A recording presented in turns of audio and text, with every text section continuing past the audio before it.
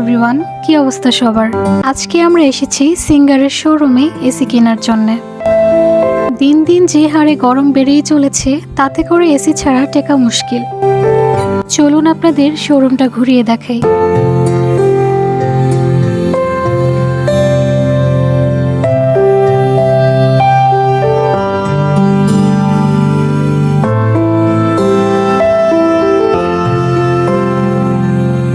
সব formalities complete করে সিঙ্গারের 1.5 টনের গ্রিন ইনভার্টার এসিটি নিয়ে নিলাম।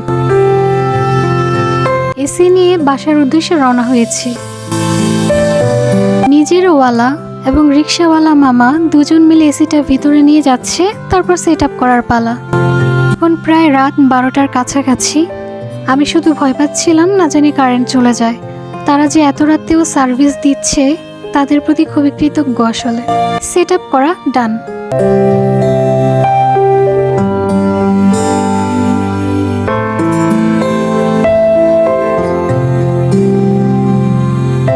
আমার রুম, আমার শান্তির জায়গা।